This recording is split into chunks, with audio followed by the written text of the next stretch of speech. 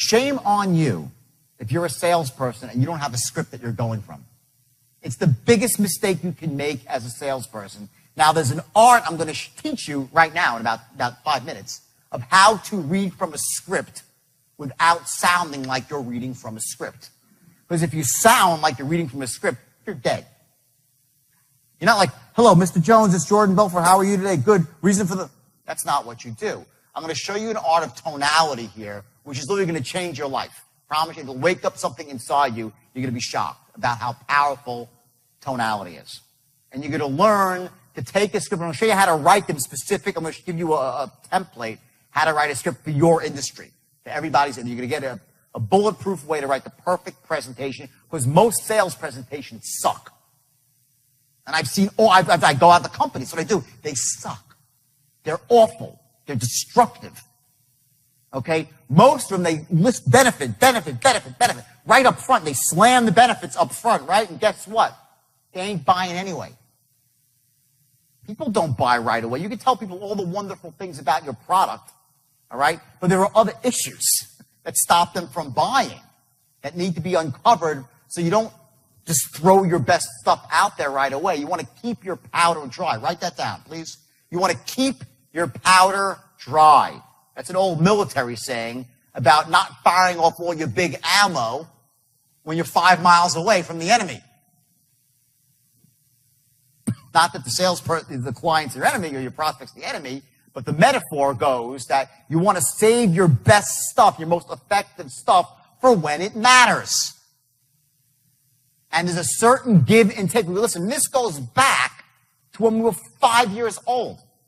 And our mommies and our daddies said, don't take candy from strangers, or don't trust the salesman that comes to your door. We were fed limiting beliefs about buying and taking action, about being, making a decision and looking stupid, since we're this big.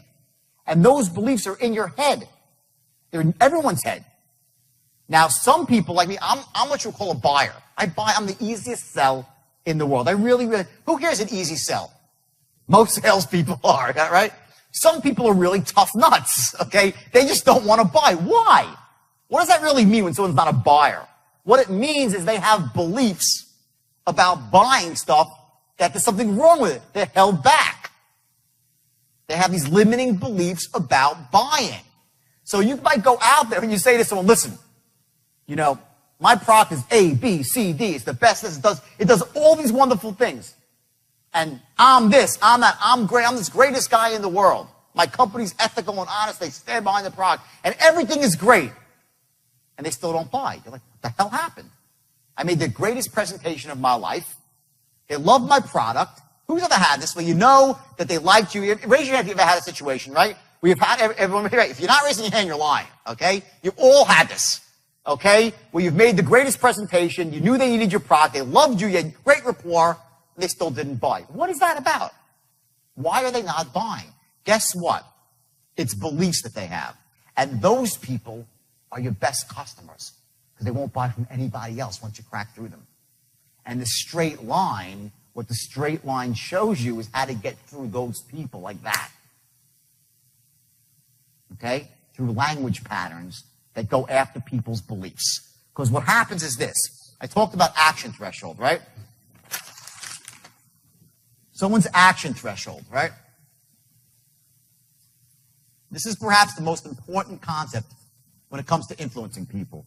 The action threshold, what it is, it's this unconscious set point that somebody has to taking action. At one point, they get motivated to take action. Human beings are not random creatures. We don't do things by accident. We do things for a reason. We always have positive intent with what we do. Now, that doesn't mean that we always do things that really empower us. Sometimes we make stupid, lousy decisions. But inside, we did it because we thought it was in our best interest. The action threshold represents this. It's the sum of all the pluses. He thinks the good things that will happen if he makes a decision to do something. The negative things, logically, that will happen if he makes a decision. So he'll buy something and say, well, it's too expensive, it'll cost me money, all this sort of stuff, right? These are the negatives that hold somebody back. Maybe the company won't stand behind their guarantee. What happens if I have problems?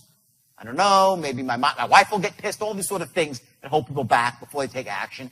And then lastly, you have limiting buying beliefs.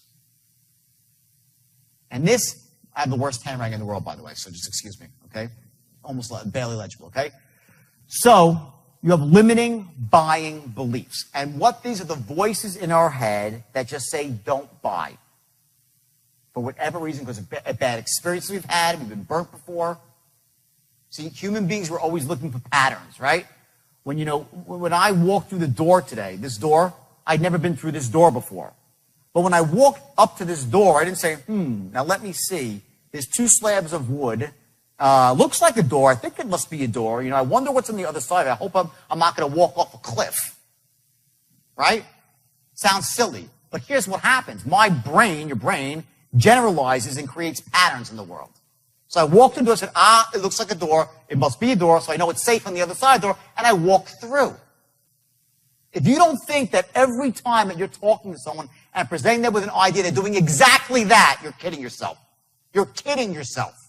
Every time you're trying to close someone, they're running that equation. They just don't realize it. They're running movies out. They're running videos in their head.